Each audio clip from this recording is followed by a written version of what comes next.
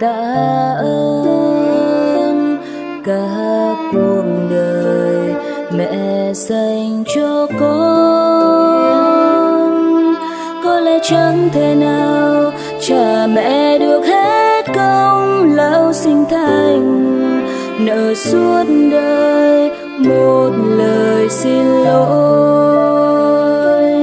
Cảm ơn mẹ vì luôn bên con lúc đau buồn và khi sóng gió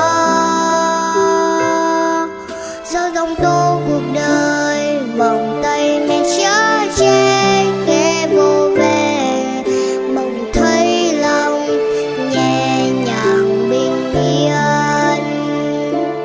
Mẹ dành hết tuổi xuân vì con, mẹ dành những trăm lâu tháng ngày, mẹ dành bao hy sinh để con chạm lấy ước mơ. Mẹ là ánh sáng của đời con, là vầng trăng khi con lạc lối, dẫu đi tròn cả một kiếp người cũng chẳng hết mấy lời mẹ ru.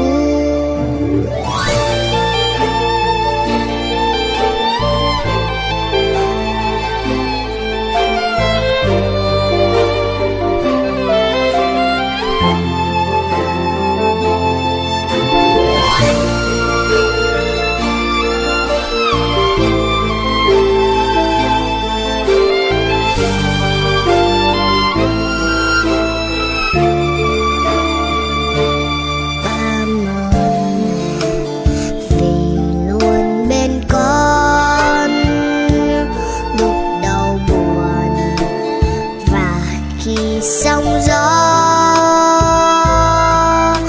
giông tố cuộc đời, vòng tay mẹ chở che kẻ vô về, mong thấy lòng nhẹ nhàng bình yên.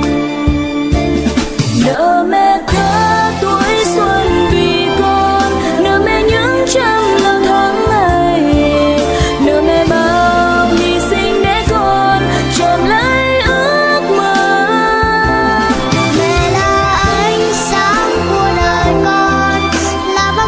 Khi con lạc lối, dẫu đi tròn cả một kiếp người cũng chẳng hết mấy lời mẹ ru.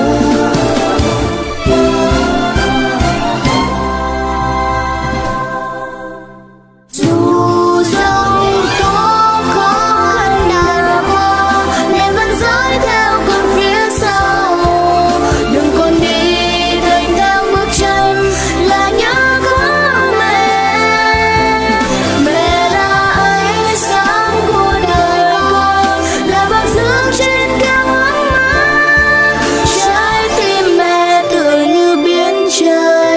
là nơi chốn quay về bình yên. Trái tim mẹ tựa như biển trời, là nơi chốn